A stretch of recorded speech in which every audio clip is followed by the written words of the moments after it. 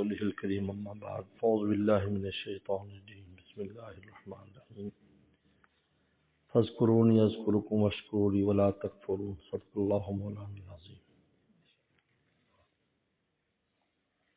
اللہ تعالیٰ نے انسان کو اپنی یاد کے لیے پیدا کیا ہے کہ مجھے یاد کرے، مجھے یاد رکھے۔ جتنی بھی عبادات دی ہیں ان کی غرض ہماری روح، ہمارا دل اللہ تعالیٰ کی ذات سے چپک جائے۔ اور میں اقم الصلاۃ لذکری، نماز اس لیے قائم کرو تاکہ تم مجھے یاد رکھنے والے بن جاؤ۔ تمہاری نماز، اس لیے نماز کا خاصہ یہ ہے تنہا عن الفحشاء والمنکر، فحشاء اور منکر سے نماز روکتی۔ کیوں؟ اس لیے کہ جب اللہ تعالیٰ کی ذات سے انسان چپک جاتا ہے تو اس کے لیے گناہ مشکل ہو جاتا ہے۔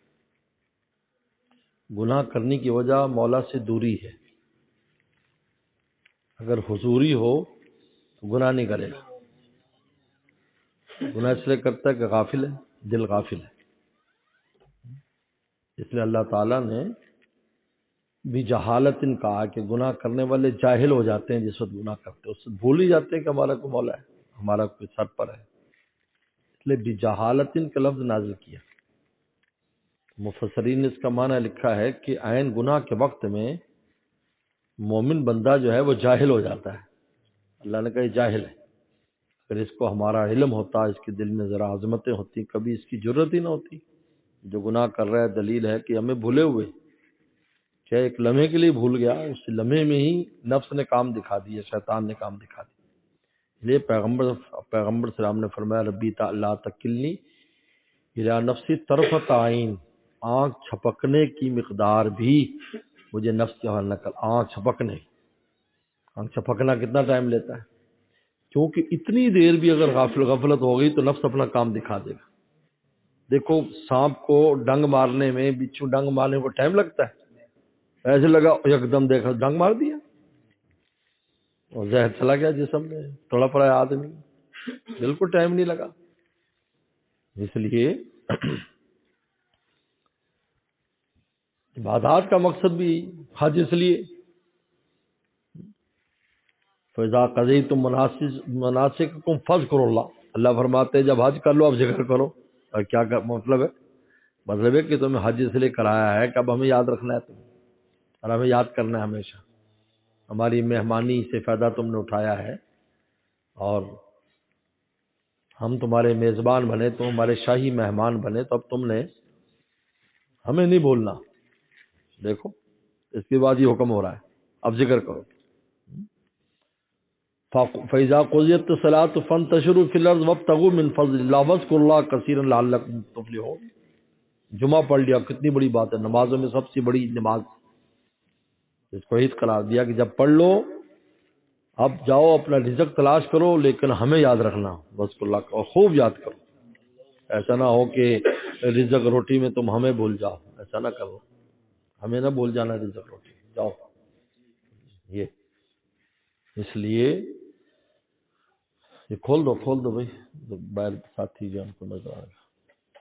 یہ جو اللہ تعالیٰ جو ہمیں جو پیدا کیا ہے وہ اپنے یادگیری کے لیے پیدا کیا، یاد رکھو۔ فَاذْكُرُونِي أَذْكُرْكُمْ، تم چاہتے ہو ہم تمہیں یاد رکھیں، ہم تمہیں یاد رکھیں، اللہ فرماتے ہیں، اور ہم تمہیں یاد رکھیں، اپنی عنایات تم پر رکھیں، اپنا دھیان رکھیں، اپنی نگرانی رکھیں، اپنی سرپرستی رکھیں، اپنی عنایات رکھیں، تو فَاذْكُرُونِي، تمہیں ہمیں یاد کرنا ہوگا۔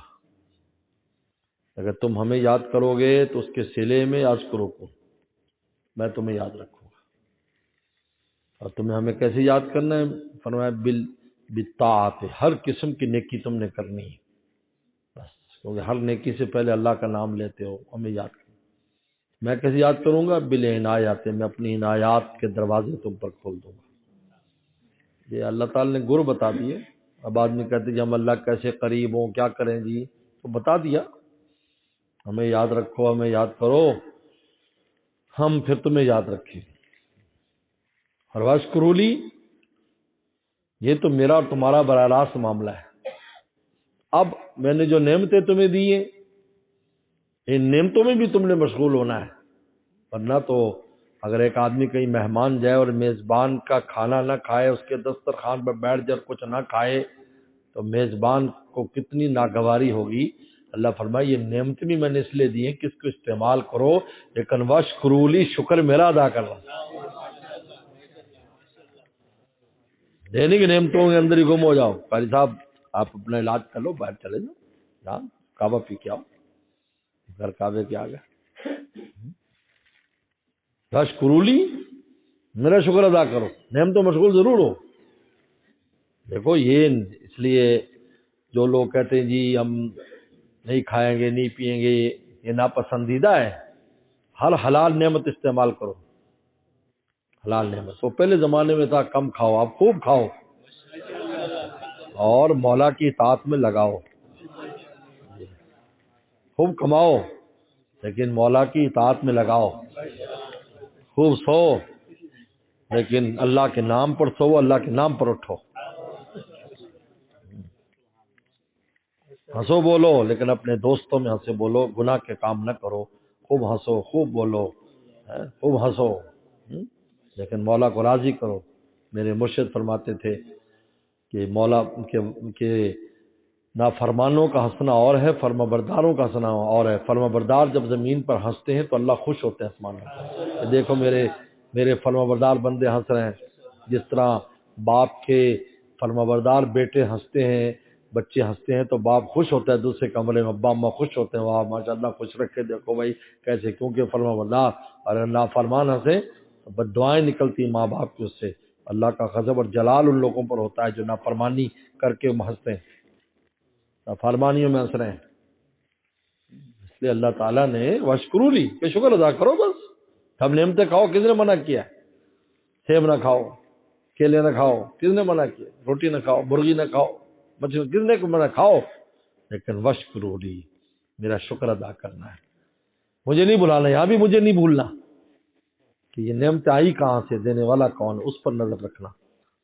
یہ نہ کہنا کہ آج ہمارے پاس پیسے تھے تو ہم لے آئے، اس کا پیسے سے کیا تعلق ہے؟ اگر اللہ تمہیں مرغی بغیر پیسے کھلانا چاہے تو کھائیے، نہیں کئی بار تم نے بولو کھائیے، نہ کھلانا چاہیں پیسوں سے تو سبزی بھی نہیں کھا سکتا بندہ۔ بہرحال تو اللہ نے دو حکم دیے، فاذکرونی اذکرکم واشکرولی ولا تکفرون۔ نہ فرمانی، تکفرون کا معنی نہ شکری نہ کرنا، نہ شکری سخت ناپسند ہے، اللہ تک بہت ناپسند ہے۔